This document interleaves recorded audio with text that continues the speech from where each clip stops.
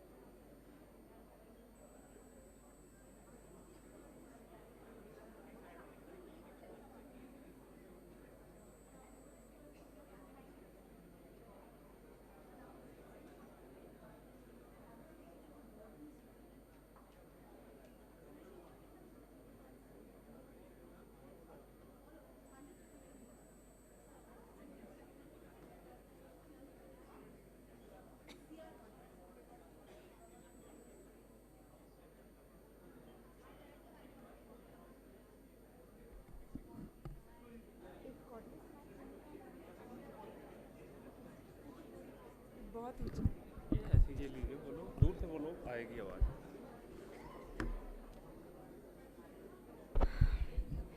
Good evening, everybody. It's wonderful to see people in such overwhelming numbers. For those of you who are finding it inconvenient to stand in the aisles, if you go up to the first floor, there's a room called CR1 or Conference Room 1. There's a 100-seater capacity there. So if people would like to sit upstairs, you could do that as well.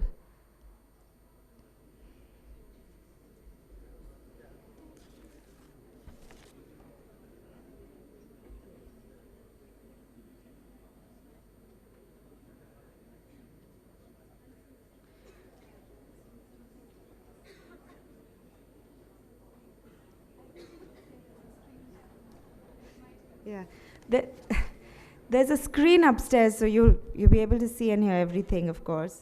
And can we bribe anyone to go upstairs? Sorry?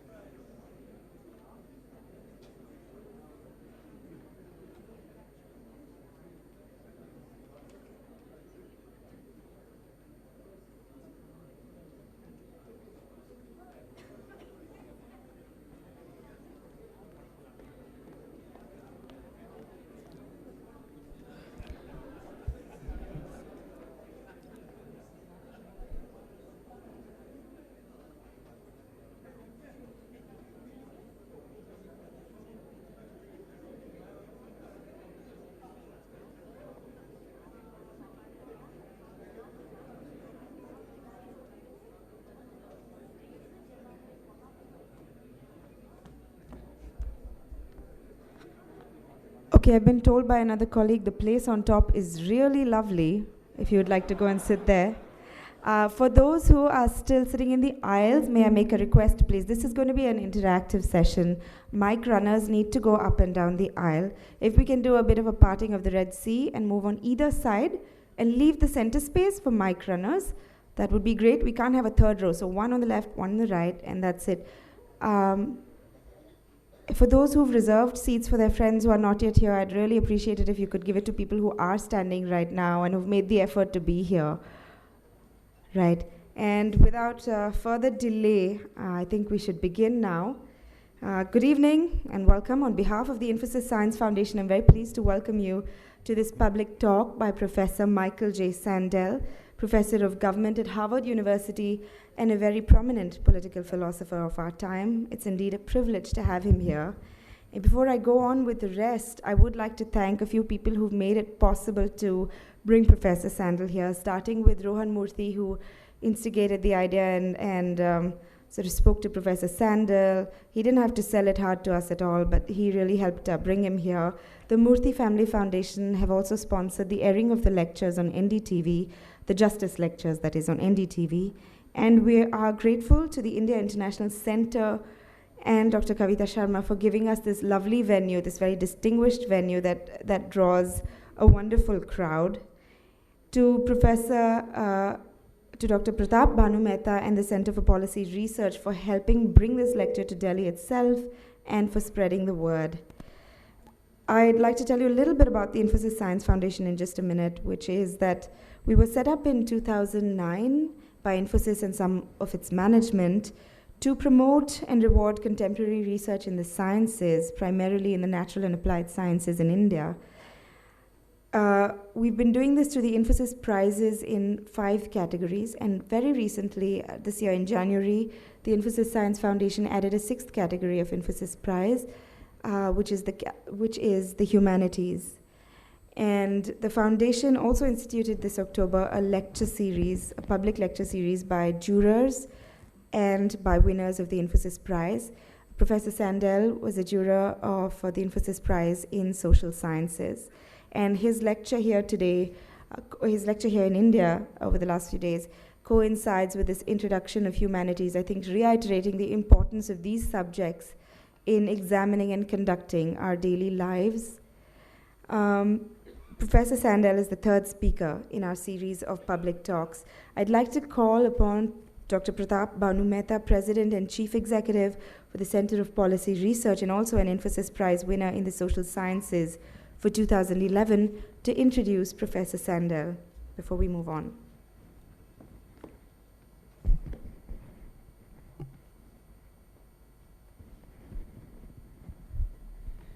Good evening. The fact that you're all here means that Professor Sandel needs no introduction.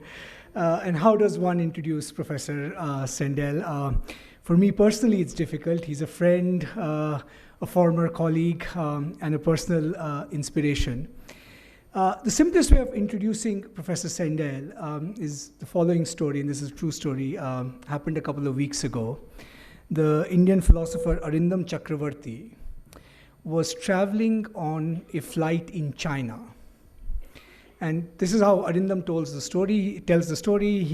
He says, I was on this big flight in China, China Airlines. I had the headset on, and some entertainment was going on the common screen. So these are not those in-seat things where you choose. This is the whole plane has to watch. I had dozed off, and suddenly, I thought I was dreaming. I heard the word Kant, and then Mill, and the trolley problem, something about discrimination. I thought I was having an out-of-body experience at 30,000 feet in the air. As I woke up, I looked at the screen, and there was Michael Sandel talking about these problems. The image is quite stunning. A China Airlines aircraft at 30,000 feet, a whole plane apparently glued to a lecture on justice as the only form of entertainment.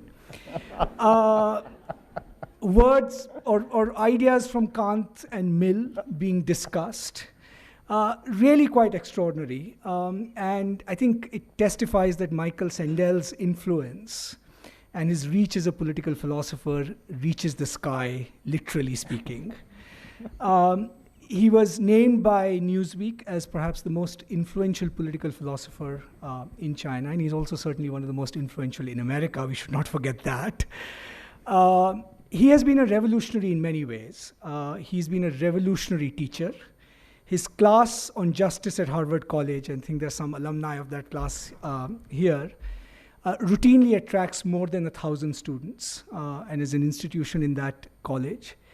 He perfected a style of Socratic teaching that is just extraordinary and exemplary. But more importantly, I think from the perspective of the global commons, he took his course Justice out to worldwide audiences. It was the first course at Harvard to be made available through open source, widely disseminated. The material in it was the basis of the book, the best-selling book, and really it is an extraordinary achievement, Justice, which is perhaps, if you were to read only one book on justice, that's probably the one you would pick up. So he has been a revolutionary teacher, and I think more importantly, perhaps for the purposes of this audience, somebody who bridged the gap between political philosophy and politics in ways that are unparalleled, I think, in the American world of letters.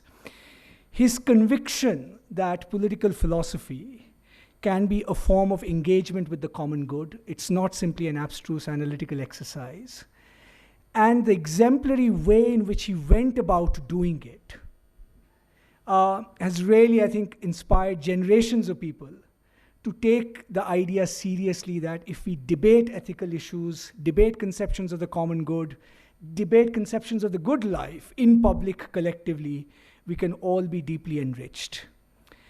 I would be remiss if I did not mention the fact that despite that in addition to these best-selling books like Justice, which is now a household name, Michael also wrote academic blockbusters, which were also best-selling their own right.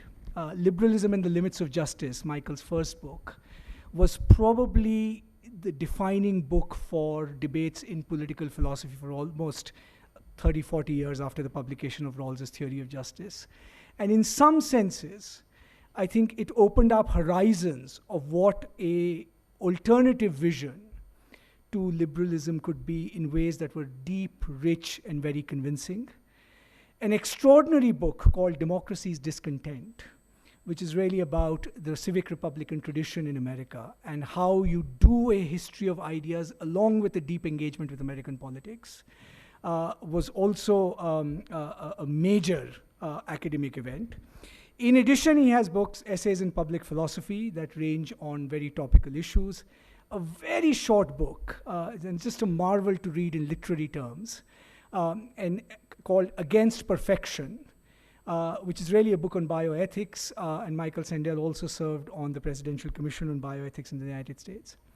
This is all by way of saying that we are really extraordinarily privileged to have a political philosopher, a public intellectual, but someone who has deeply thought about, I think, the most fundamental questions of human existence in our midst.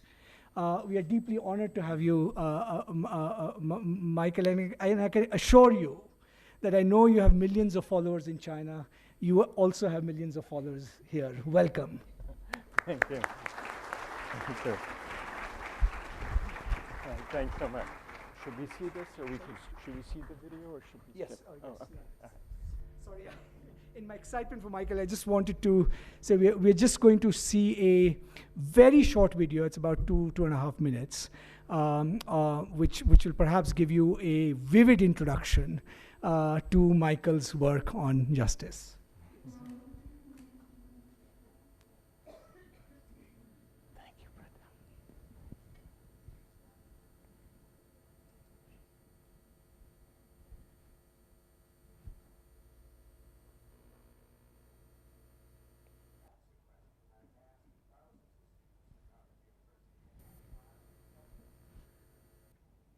Be just to torture.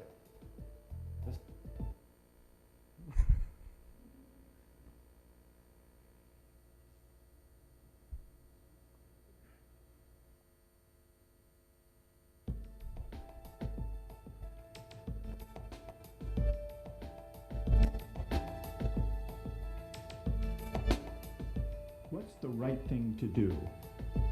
That's the question I've asked thousands of students at Harvard University in my class, Justice. Would it be just to torture the suspect to get the information? Do you think that a person with a bad parent owes them less? Is it all right to steal a drug that your child needs to survive? My name is Michael Sandel. And over the years, thousands of students have joined me for an ongoing debate about the moral decisions we face in our everyday lives. This is a course about justice, and we begin with a story. Suppose you're the driver of a trolley car. Nikolai, if you didn't think you'd get caught, would you pay your taxes? I don't think so. Do I think I should be able to bid for a baby? I'm not sure. It's a market. I mean, in a situation that desperate, you have to do what you have to do to survive. You have to do what you have to do. You got to do what you got to do. What do you say to Marcus? I've never been in a class like this before, where they kind of ask you to really think and consider the moral dilemma. I've never had such a fun class in my life, you know? We turn to the great philosophers of our past for answers. Do you think Bentham is wrong to add up the collective happiness? I don't think he's wrong, but I think murder is murder in any case. Well, then Bentham has to be wrong. If you're right, he's wrong. Okay, then he's wrong. All right. Thank you. Well done. And we turn to the present to challenge the reasoning behind the moral choices we make every day. I think that what happened in the past has no bearing on what happens today, and I think that discriminating based on race should always be wrong. I just want to say that white people have had their own affirmative action in this country for more than 400 years. It's called nepotism and quid pro quo. So there's nothing wrong with correcting the injustice and discrimination that's been done to black people for 400 years. Even effort depends a lot on fortunate family circumstances for which we can claim no credit. Raise your hand, those of you here who are first in birth order.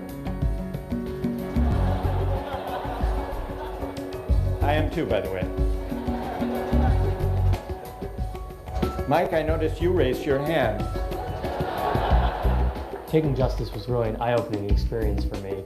Everything that you've thought of up to that point becomes questioned, becomes challenged. The purpose of sex is, one, for its procreative uses, and two, for a unifying purpose between a man and a woman. Your beliefs are your beliefs, and that's fine. But civil union is not marriage within the Catholic Church.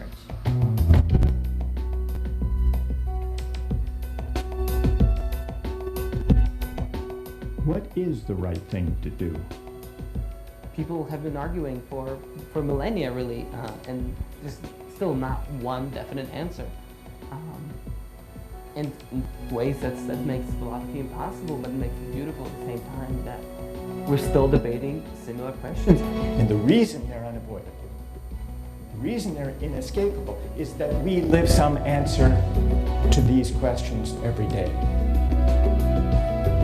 And now, I have the chance to invite you to join us as Harvard opens its classroom to the world.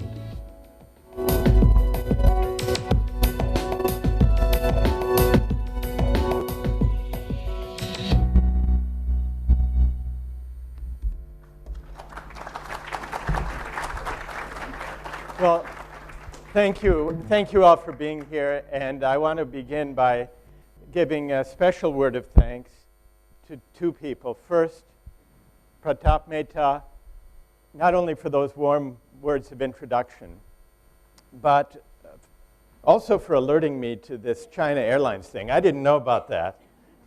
I'll have to bear that in mind when I choose what airline to fly and maybe avoid the risk of the embarrassment. But Pratap was a colleague. He came back to India. He is deeply committed to this place. He's brilliant, he's thoughtful, and he's doing an enormous amount to help a society interpret itself to itself in ways that I think that will contribute to the future of this place. So I greatly admire what Pratap is doing. I also want to thank Rohan Murthy, who got me into all of this, who was the initiator of putting the Justice series on NDTV, where I hope it will contribute to discussion and debate here in India. And Rohan himself is also brilliant in a very different field from Pratap. Both of them are remarkably gentle souls with a deep love of their country, and I think that in very different ways, in different fields, they are going to make their mark on the future of India, and I feel privileged to know them and to be here at their invitation.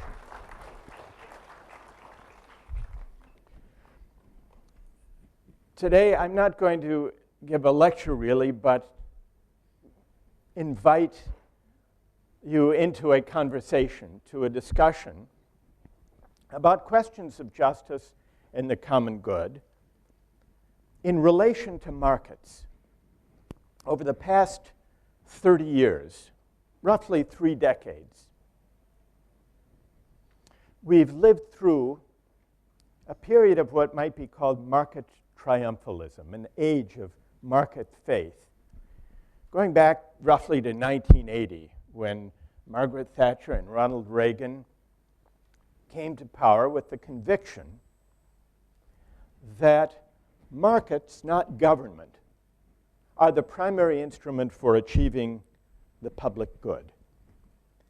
And even after they were succeeded by Tony Blair in the case of Britain, Bill Clinton in the case of the United States, that fundamental assumption that markets are the primary instrument for achieving the public good was not challenged. During the 1990s, the market idea was moderated somewhat, but also consolidated, because the underlying assumption was accepted. It wasn't really challenged. And so for 3 decades, markets and market reasoning have been reaching into spheres of life traditionally governed by non-market norms. And without quite realizing it, we've drifted, I think, from having market economies to becoming market societies. The difference is this. A market economy is a tool. It's an effective, a valuable tool for organizing productive activity. And it's been an instrument of rising prosperity and affluence throughout the world. But a market society is different. A market society is a place where market thinking and market values seep into social life and come to define, to remake social relations in the image of the market. We haven't had a public debate about whether we want a market society, about whether we want to drift toward a state of affairs where everything, all good things in life are up for sale.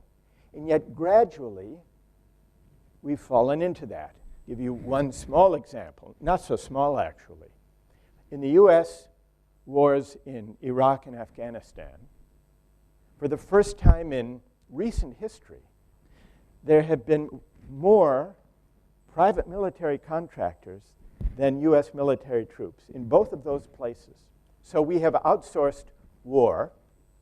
That's a pretty fateful decision. And yet without any public debate, we never had a debate, do we want to outsource war in this way? This is an example of what I mean by markets reaching into spheres of life traditionally governed by other values. Now, the question is, do we want this? Do we want to live this way? Is this the right way to reconfigure social life? And what I suggest at least, is that we need at least to have a public debate about where markets belong and where they don't, about where they serve the public good and where they may undermine important non-market values without our realizing it until it's too late. So that's the question. And it's actually part of a broader question that interests me and that is reflected in the project that Pratap was so generously describing. We decided to do an experiment with this course I've taught over the years at Harvard on justice, to make it the first in a course that we captured it on film. That was what you just saw, the trailer of this, and made it completely available freely online and on television, an experiment in open access education, just to see what would happen. And it's been an amazing experience, especially as people in different parts of the world take up an interest and make it their own and raise their own questions, but follow on join in the project of thinking and reasoning and arguing about big questions. I think the reason it's had the resonance that it's had, that Pratap was talking about in various parts of the world, is actually very simple. I think there is a great hunger, an unanswered hunger in many countries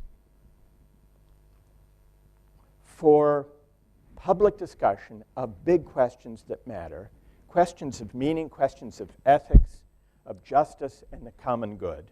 And I think there's a frustration with politics in democratic societies around the world, a frustration that politics has become too narrowly technocratic and managerial and not about big things that people care about. I think that's why this has had resonance. People want to be able to think together and argue together and reason together in public about big ethical questions, things they care about, moral questions. What is a just society? What is the common good? what is the good life? And so what I'm hoping is that this experiment in open access, global open access to a classroom can contribute in a small way, maybe provoke at least, a global public discussion of these questions of justice and rights and the common good, so that it can be an opportunity not just for Harvard dispensing a class to the world, that's nice, but also an occasion for mutual learning and discussion. So that's the overall project. What I'd like to do today is to begin by putting to you a few questions about markets and the moral limits of markets and see what you think. And then try to step back and look at the arguments, at the principles that figure in debates about the role of markets in relation to justice and the good society. Let's start with a hypothetical example. And we have, I think, we have microphones here, so people can be heard. Let's take education. Suppose my university decided it needed more money. And a lot of people apply, want to be admitted. And so let's say Harvard or any elite university said, we can always use more money for good purposes, new library, science labs, helping disadvantaged students. We will auction off 10% of the seats to the highest bidders. What would you think of that? Now, we have debates. In the US, we argue about affirmative action admissions. In India, you argue about reservations, arguments for and against. Put that aside. What about a system of university admission that filled 10% of the seats, not all of them, according to the willingness of the parents to make a big financial contribution if their child would be admitted, selling the seats? Would this be objectionable or justifiable, given the worthy purposes to which the money would be put? Let's just take a quick show of hands. How many would find it objectionable? Raise your hands. And how many wouldn't? How many think it might be a good way of serving the purposes of the university? How many would be for it? All right, well, it's a fairly even division. I guess the minority are for it. Let's hear first from someone who objects. Why would you object? What would be your reason? What's wrong with it?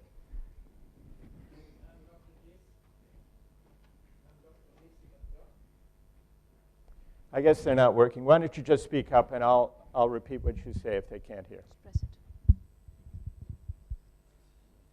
Swati, give yours.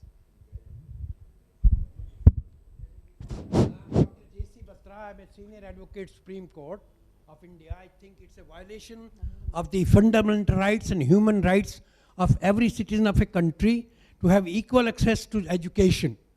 And whether it is in America or it is in India, it will be a total violation of the law, which is that each human being is equal. To charge admission, it's a violation of equality. Equality. But on the basis of this financial help or financial resources, right, you are discriminating against those who don't have the money. Right. And you are corrupting the society more.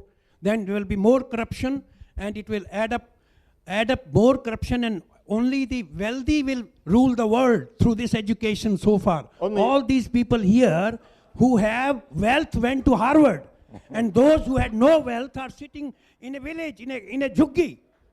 They are not here.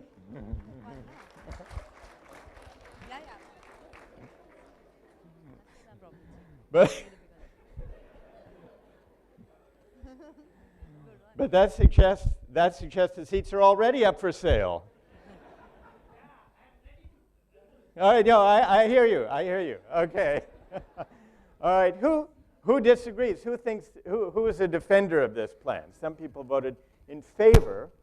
Well, how would you reply? What would you say? Stand up and tell us.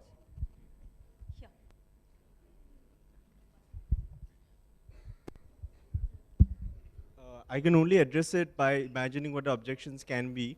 Regarding the objection just mentioned, if one is to use that as an operative mode, then you cannot consistently stand for the market at any point of time. So it can be, you can't just stop at education.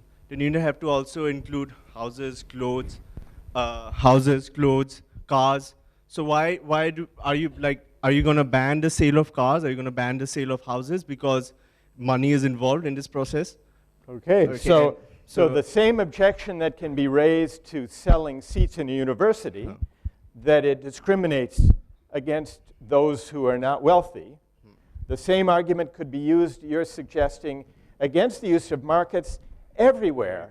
Cars, homes, clothing, restaurant meals, they would all be discriminatory according to that argument. If you have to pay from your own pocket to buy your dinner, that means the people who don't have as much as you do, they are getting discriminated against by the restaurant. So then you are denying the right of the restaurant to charge you. And secondly, more importantly to the final question, another objection can be that it's a government-funded university, so it should be equal and preferential. So that has some amount of validity, but still, generally in universities, it's actually a subsidy. It's a problem because generally it's not the well-off who subsidize the rich in universities. All right, let me stick with the first argument, just so we can get some responses to that. Wait, keep the microphone for 1 minute. If you say, if we accept as an objection that selling seats in a university discriminates against the poor and privileges the rich, then the same argument could be made for every use of markets. In restaurants, cars, and so on. Suppose you're right about that. Would that provide a reason to sell seats in the university, or would that provide a reason to allocate those other goods in some other way? If I'm right about it, then you can have a consistent system by demarcating between private education and public education. And again, it depends on how you look at education. Is it a public good or a private good? All right, fair enough. Do you disagree, or do you agree with what's just been said? Well, I disagree, and the reason is because there has to be a moral limit to markets. Some things have to be outside the purview, because otherwise it's absolutism. Either everything is outside markets, or he says everything should be within. It should be a uniform platform. And you disagree? I disagree because I think certain things, and this is what's exciting about the debate, is that certain things lie outside the limits of markets, or should they? Right. Now, for instance, yeah. Well, no, I was going to ask you just about that.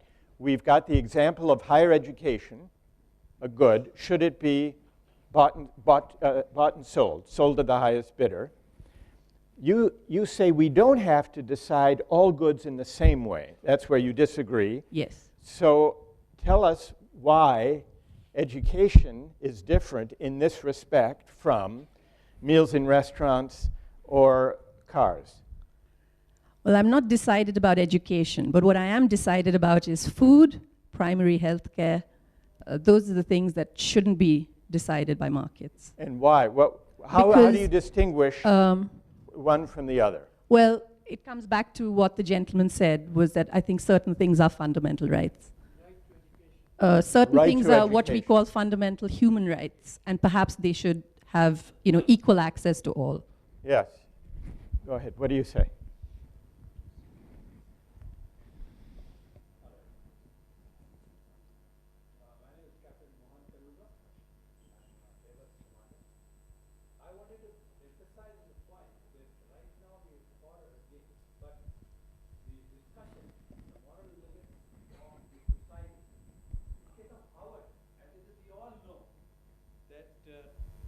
As it is, we all know that Harvard has all the richer people of all over the world.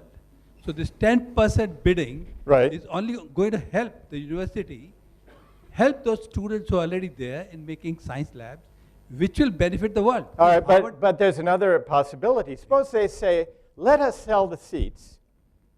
Don't quarrel with it. We're going to use the money, the millions that we'll raise, to devote it to scholarships for qualified, brilliant young people who come from poor families and can't otherwise come. What about then? Exactly, that is what I was trying. Then you'd be in favor of it. No, I'm you'd be saying against the same it. thing. I'm saying no, I'm in favor of the 10%. You are in favor of the I was scheme, favor right from the if beginning. it's used for that No, purpose. I was in favor right from the beginning. What I'm trying to say is 10% bidding, that's how I started. Right. That Howard is meant for rich people. All right. This 10% bidders are going to be only people who are richer going to be partying with their money.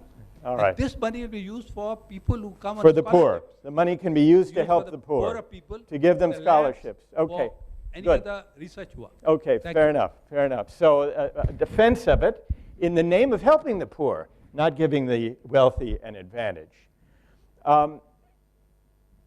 Who is there? Let's hear from another student with a view about this. I want to hear from another student. Someone who is currently a student. We're all students still, I know that. Yeah, what? I assume that you have to qualify to the standards that Harvard sets. That changes. Aha, so do the people whose places are bought have to qualify?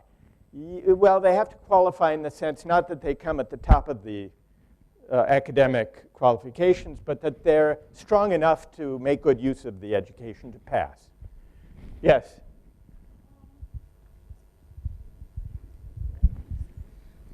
I think an auction of the sort would be somewhat similar to proportional taxation, in the sense that, you are trying to get as much money as you can from the richest in order to, in order to ensure that as many people as possible can benefit from something like that. And So it's like, so you're in favor of this? I am in favor of it, but I'd like to make a distinction in what goods such things might be allowed in. Like, I think it's fine to do something like that for education. If you think that you can build better universities and access greater people, a larger number of people by getting in more money, then I think it's a good idea. And what about the argument that's been made that education is a fundamental right and it's wrong to put a right up for sale? What do you say to that argument? Well, I think, I don't really think that it's the right which is going up for sale. I think there's a distinction we're making between the right and only a seat or access to Harvard.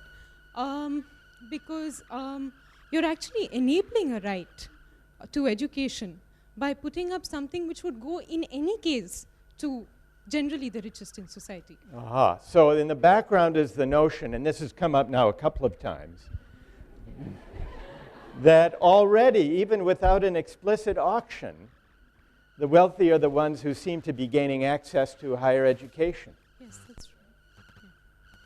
It's actually, that's true empirically. If you look, a survey was done of the 150 most selective colleges and universities in the United States, and by economic background of the students. What percentage of the students, now here we're not talking about the top 3 or 4 or 5, the top 150 colleges and universities, what percentage came, do you suppose, from the bottom 25% of the income scale? What would you guess? Less than 5? It was 3%, so that's a pretty good guess. And from the bottom half, what percent came from the bottom half? 10%. 10%.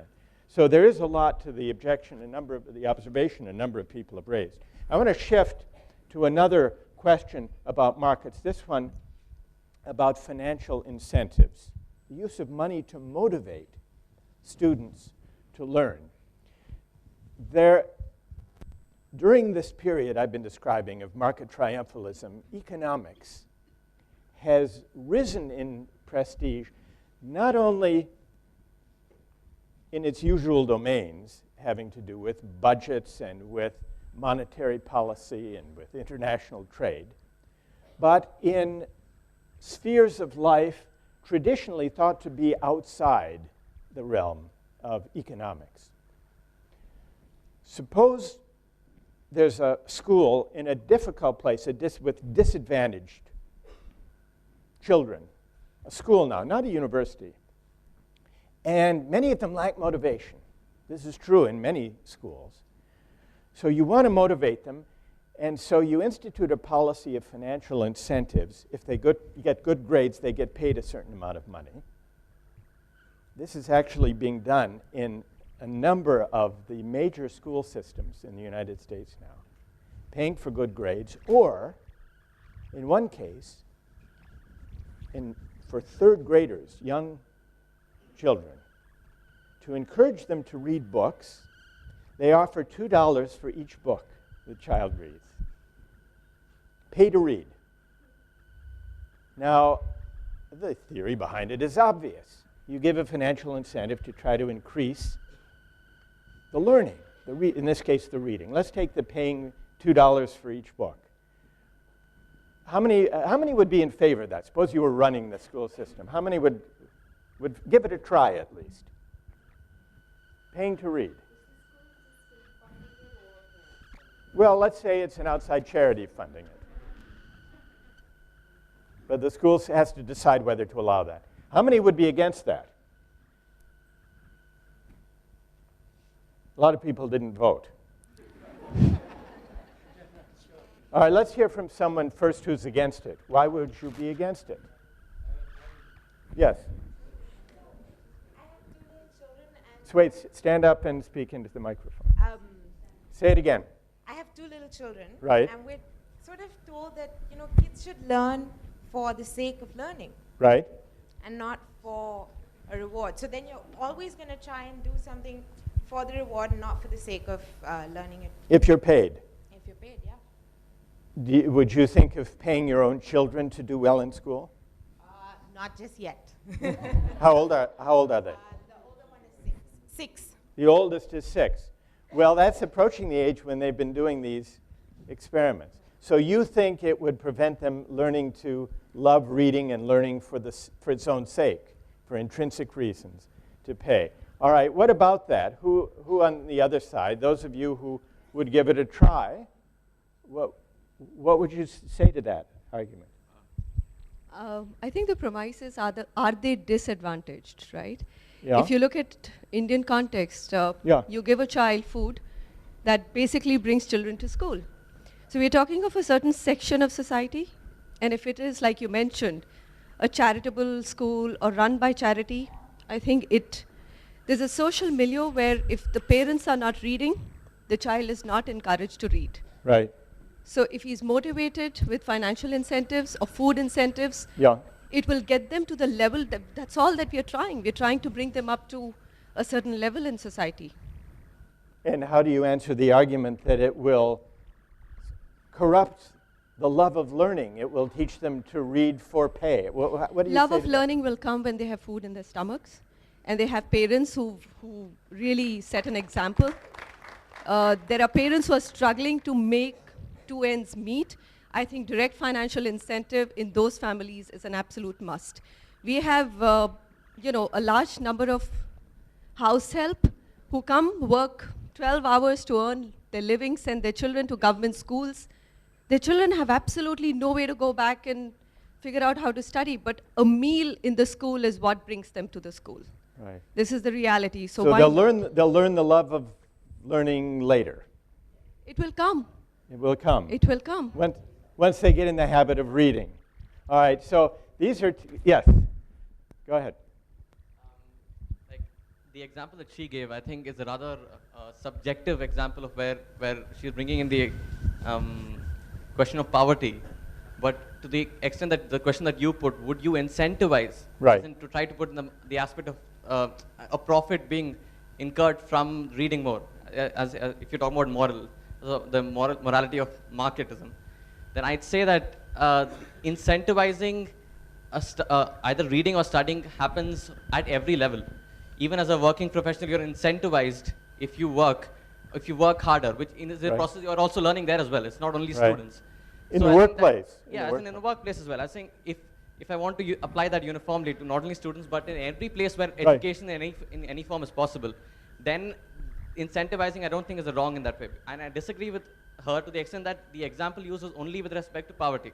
If you take away that aspect and just say whether you should incentivize with an element of market in education, then it can certainly be done, because the end result would invariably end up in students reading more. It would invariably end up in students reading more. Well, let's examine, I want to examine that assumption in relation to some of the arguments that have been raised.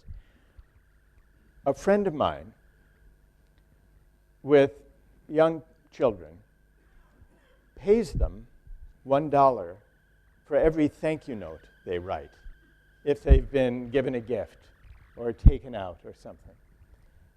I've received some of the thank you notes, and I can usually tell by reading them that they've been written under a certain pressure.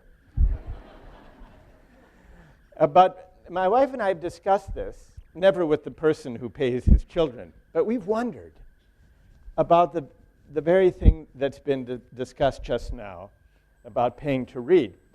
There are two scenarios for the future of these children. It might be, as was suggested, that if they write enough thank you notes for the $1 a piece, they will eventually develop the habit of writing thank you notes so that when they grow up, even when they're no longer paid to do so, they'll do it on their own. They'll acquire the habit. Or it could be that when these children grow up, they will have learned the lesson that a thank you note is a kind of piecework to be performed for $1. And when there is no $1, there's no need for a thank you note. In which case, if that scenario is true, then the monetary payment will not have cultivated a habit of gratitude, but it will have displaced or prevented the cultivation of the virtue of gratitude, and so will teach them the opposite lesson. Now, it's hard to know in any given case, whether it's paying kids to read books or to write thank you notes, which scenario will unfold. But what these cases reveal is an important feature of markets that we often overlook. And that is that markets are not neutral instruments of exchange. Economists often assume that markets are inert, that they do not touch or taint the goods they exchange. But that's not true. Markets leave their mark. They introduce certain values, and sometimes market values can crowd out or corrupt or erode non-market values. And that's what, when we debate the case of paying to read or paying to write thank you notes, that's what the debate is revolving around. What this suggests is a larger lesson about markets, that to decide when to use markets and when to avoid them in any aspect of social life, and here we've been talking mainly about education, we have to figure out first whether the use of a market will introduce market values and norms that will crowd out non-market norms, like the intrinsic love of learning, and if so, whether those non-market norms are important enough to care about, in which case we may hesitate to use markets, even if the incentives would be effective in the short term. Now, we've been trying to approach this question about what are the moral limits of markets. One way of beginning to think about this is to notice that there are some things that money can't buy. Love, for example, or friendship. If you wanted more friends than you have, it probably wouldn't occur to you to go out and buy a few. Why not? These days you can. How do you do it? She says these days you can. How do you do it? There's Facebook. Facebook. Make friends. You can make friends. Incentivize, have more friends. Well, but wait a minute. Incentivize, but how do you incentivize people to become your friend? Yeah, throw big parties. Buy them what? Buy them a car? Buy a car for the friend or for yourself? Scotch with... Throw big parties, be seen on page 3. Right. Lots of ways to make friends. Go What on do you dates, say? Buy love. Friendship and acquaintances. You can buy acquaintances or notoriety. Actually, well, in the case of Facebook, you know, there was a website that... What's that? By becoming politician and promising them good life. Promising them a good life. So maybe it's a more controversial question than I thought. I read about a website that grew up in the wake of Facebook, that if you didn't have enough Facebook friends, you could go on this website and you could pay 99 cents per additional friend, and the friend would appear on your Facebook page. And usually the friends who were bought, even for 99 cents, were very good looking. The website was shut down when it turned out that the photos of the models that were used were photos that were being used in an unauthorized way. They were being ripped off from, I don't know where. There has to be value for money, so they have to be authentic.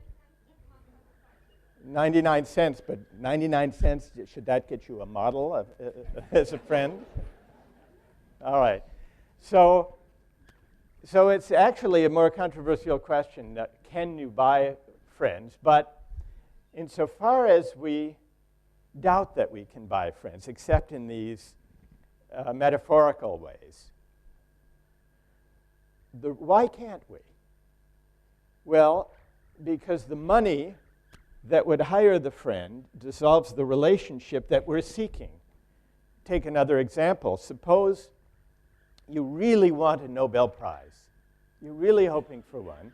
The scientists in the room will understand this. And you don't get one in the usual way, so it occurs to you to try to buy one. Well, would that work? Now you'll tell me that would work too. That's how you think that's how they get them. So at every turn here, whether it's admission to Harvard or Facebook friends or a Nobel Prize, people think, well, it's not so obvious you can't buy them, which may be a reflection of the very tendency I'm describing. But the reason to bought, even if they sold one, suppose they sold one a year, a Nobel Prize, it wouldn't have, of course, the same cachet as the real one, that is, if it were known to have been bought, because the money that buys it dissolves the good you're seeking, which is, in the case of a Nobel Prize, honor. It's an honorific good. And if what you want is the honor for having achieved some great scientific discovery, the fact that it's bought and known to be bought would, of course, instantly dissolve the good you're seeking. So that's true of some goods, that money can't buy them. But with most goods, it's not that way. There are debates. Take the example of kidneys, organs for transplantation. There's a debate whether there should be a market in organs. Now, whatever you think about whether there should be a market in kidneys,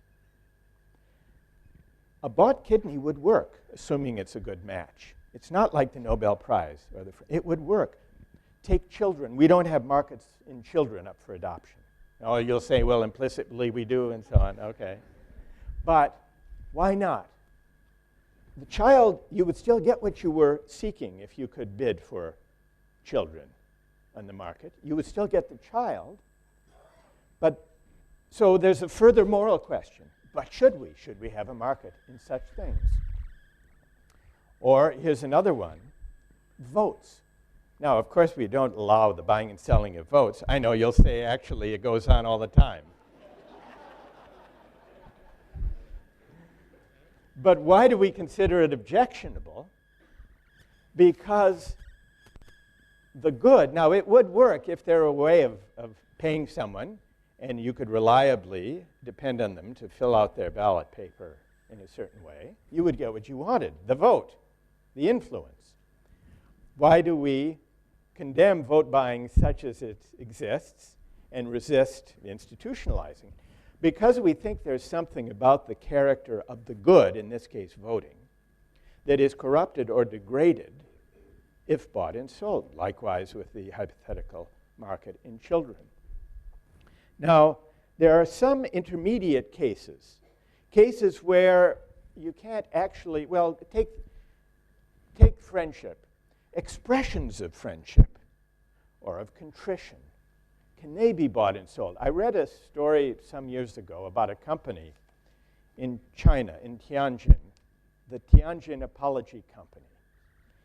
If you have to apologize to someone, let's say an estranged lover or a former business partner with whom you've had a falling out, and you can't quite bring yourself to apologize in person, you can hire the company and they will do it. They will send someone to deliver an elaborate apology. How elaborate may depend on how much you've paid. But reading about this made me wonder, would a bought apology work? Would it do the work of an apology? Or is personal delivery of an apology constitutive of contrition? Suppose someone came to you, a hired apologist for someone else. Would you accept the apology? Or would you want to know how much it cost? Maybe that would. Now, so a bought apology might work up to a point, but it would still be a degraded version of the real thing. So it's somewhere in between the two. One other example I ran across, wedding toasts. Wedding toasts are usually delivered by the best man, the closest friend of the groom, who delivers a heartwarming speech about the couple that brings tears to the eyes of everyone at the wedding, an element of humor. But many people are kind of awkward, don't have much confidence in being able to deliver an eloquent wedding toast. And so now there's a solution. There's a company online, theperfecttoast.com it's called, where you can fill in some information about the couple and how they met and how you know them. And within 3 business days, you can get a bespoke wedding toast to deliver for $149, counting tax. Now, all right, what about, so you can buy a wedding toast for your friend's wedding, but, or can you? Would it work? It's another intermediate case because it's a species, it's an expression of friendship. Well, here's the test. If at your wedding, your closest friend delivered a heartwarming wedding toast, and you later learned he had bought it online, how would you feel?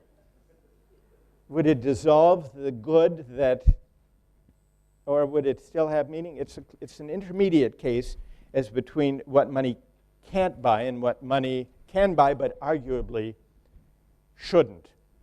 Now, these are small examples drawn from personal relations. But the same question about market values crowding out non-market norms we care about comes up in bigger questions in public life. Here's an example. In Switzerland, some years ago, they were trying to decide where to locate a nuclear waste site. Since they use nuclear energy, they had to put it somewhere. And they identified some places where they felt it would be geologically secure and so on, including a small village in the Swiss mountains. Some economists did a survey. They went to the residents of the village and asked them, if the Swiss parliament chooses your village, would you be willing to have the nuclear waste site in your community? And of course, very few communities welcome nuclear waste sites. But it was understood that the country relied on nuclear energy, and therefore it had to put the waste somewhere, and this was the place that was found. So they asked people in a survey, and 51% said yes, despite the dangers, they would be willing to accept the nuclear waste site. Then in a follow-up question, the economists asked, now suppose the legislature, in addition to choosing your community, offers the following incentive. It will make a monetary payment to every resident of the village for accepting the waste site. Then would you accept it? And what do you suppose happened? It went down. The number dropped in half from 51% to 25% willing to accept it if they were paid. Now, why should this be? If you accept standard economic reasoning, adding a financial incentive to whatever other incentives may be present should increase, not decrease the willingness to engage in the activity. That's the price effect. That's the logic of markets, that when you pay someone to do something, more people will be willing to do it. Here, the number dropped in half. Why do you suppose? They don't think what? They don't feel good anymore. And why is that? Because in the first case, without the payment, they felt they were doing something for the common good. It was out of civic virtue. Look, we will bear this burden for the larger community. Now when they're being paid, why doesn't paying them simply add to that sense of civic virtue, though, do you think? Yeah. We've got a microphone for you. They don't feel good anymore, and they feel they're being bought now.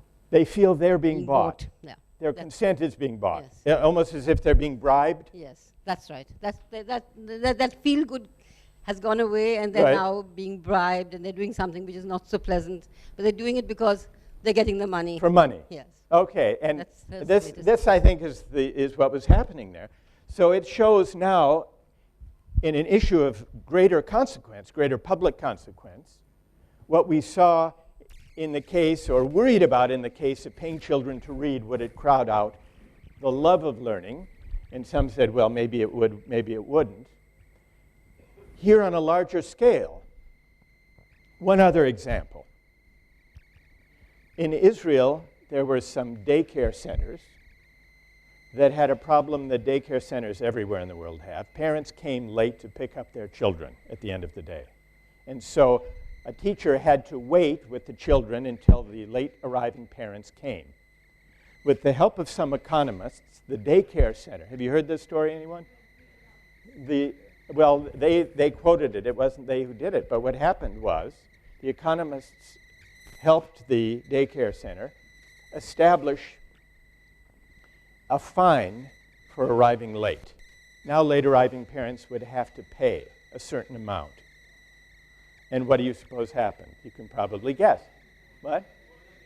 More parents came late. Now this too confounds what on the face of it is the standard economic logic. If you impose a fine for a certain behavior, that behavior will go down. You'll get less of it. And here it was the opposite. Why? Well, what would the explanation be, would you say? Right. They feel now they're entitled. They don't feel guilty anymore. They don't feel that they're imposing on the teacher. They're paying for a service. So here, as with the Swiss nuclear waste site, the introduction of a financial incentive, the introduction of money, changes the meaning of arriving late or of accepting the nuclear waste. It changes the meaning by crowding out non-market norms and substituting market norms.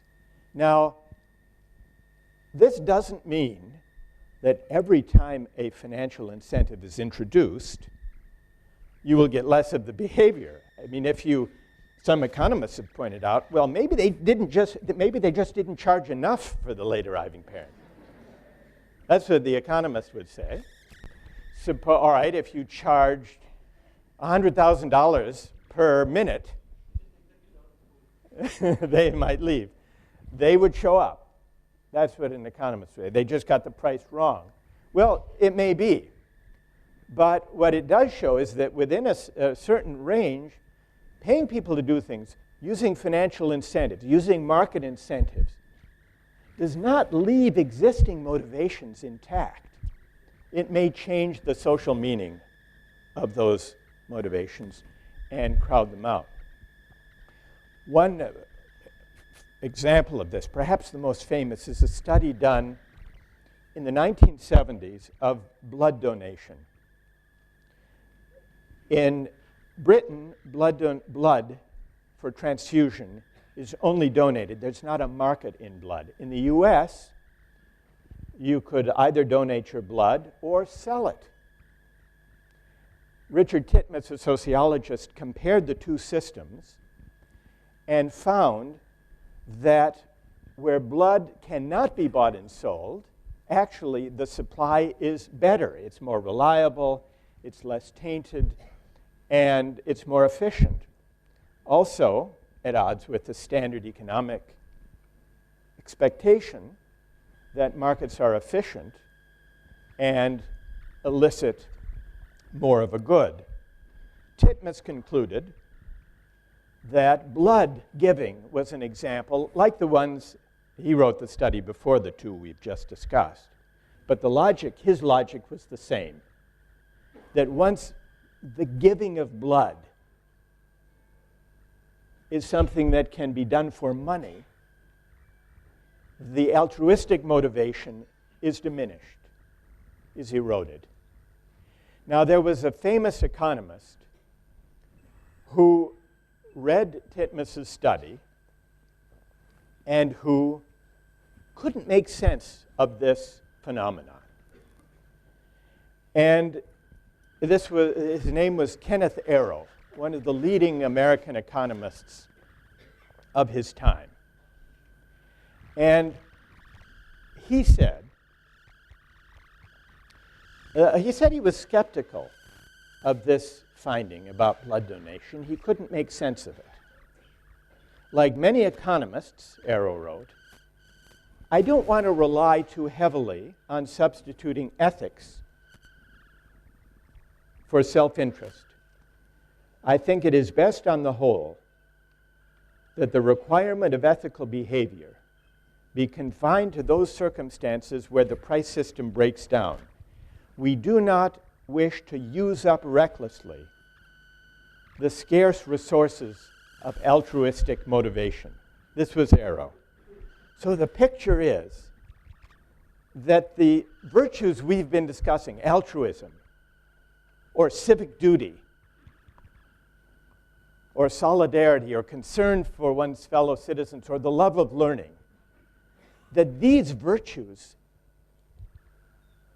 are like commodities that are spent down, like fossil fuels. The more we use, the less we have. And this is a deep assumption behind economic reasoning, especially in the era of market triumphalism.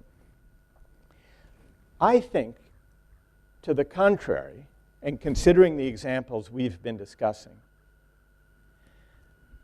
the idea that ethics, altruism, fellow feeling are scarce resources whose supply is fixed once and for all and diminished with use, I think this idea is deeply at odds with human experience. I think it's more plausible to think that the virtues of democratic life, community, solidarity, trust, civic friendship, that these virtues are not like commodities that are diminished with use, but more like muscles that are strengthened the more they're exercised. Now, this may not be true for every sphere of life, but what it suggests is that in order to decide where markets belong and where they don't belong, in order to decide where markets serve the public good through the use of incentives and efficiencies, and where those very incentives may undercut values and ideals and virtues that we care about, we have to have a public debate about the meaning of social goods and practices, from education to healthcare to the environment. We have to decide how to value those goods, how those goods are properly valued. And only then can we figure out whether markets are the best instruments for achieving the public good in those domains. Now, the answer may be different in various parts of education, may be different for healthcare, may be different for the environment, for citizenship, for military service. But these are the debates we haven't had over the past 3 decades. These are the debates we didn't have during the period of market triumphalism. The financial crisis, I think, marked the end of an era of blind faith or unquestioned faith that markets are the primary instrument of the public good. But what has not happened since the financial crisis is we haven't really seen a new debate, a new way of thinking about the moral limits of markets. There is something very appealing about markets, which I think accounts not just the fact of rising affluence. I think that's not the only reason we are drawn to the market triumphalist idea. It's also that markets seem to spare us from difficult work in politics, which is to conduct reasoned argument about the character of social life and the goods we care about. Because markets seem not to pass judgment. They take people's preferences as they come. Markets try to aggregate and satisfy those preferences according to people's ability to pay. And so they seem to spare us from hard, contested arguments and debates about the right way, the best way to value education or health or citizenship or the environment. But what I would suggest is we can't avoid those debates, because if we don't have them, if we don't decide deliberately and democratically how to value the various goods that make for a decent life, those questions will not go unanswered. Markets will decide them for us. And our democratic life will become hollowed out. And it will seem to be a preserve only of narrow, technocratic managerial questions. And when that happens, and it's begun to happen throughout our democratic societies, people lose faith in democratic life. They become frustrated with politics. They cease to believe that politics addresses questions that they care about, large moral questions. And so I think the solution to the emptiness of public life, to the frustration with democracy, especially among young people, is not to try to keep big questions of ethics and justice out of politics for fear of disagreement. To the contrary, I think what this suggests is that we need to do a better job of addressing more directly the big questions of justice and rights and equality and the common good that lie just beneath the surface of the arguments that we have. The reason we shout at each other and argue past one another is not that there's too much moral discourse in politics, I think, but that there's too little. I'm not suggesting that a morally more robust kind of public discourse would lead to agreement on every question. It wouldn't. People disagree. But it would lead, I think, to civic habits of listening to one another, including people with whom we disagree, engaging more directly with the big principles underlying the positions people take in public life. And though it might not lead to agreement, I do think it would lead to a healthier, more satisfying democratic life, which is to say that to be a democratic citizen requires that each of us become, to a certain extent at least, a philosopher. Thank you very much. Thank you.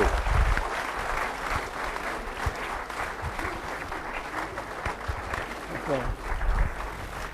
Thanks. Friends, this is one of those evenings where we wish we had 5 or 6 hours with Michael. But unfortunately, for various reasons, that will not be possible today. But what we will do is extract a promise from Michael that he will come and spend more time with this audience, where we can reason through many more of the difficult questions that he has rightly raised. But his lectures always have this effect of invigorating you on the things that actually truly matter. So Michael, once again, we are deeply, deeply grateful for this lecture.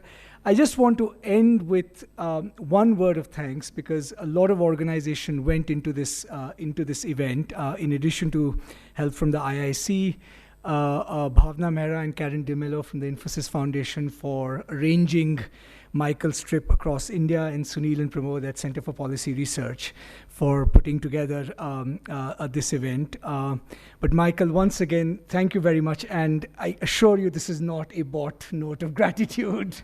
Thanks.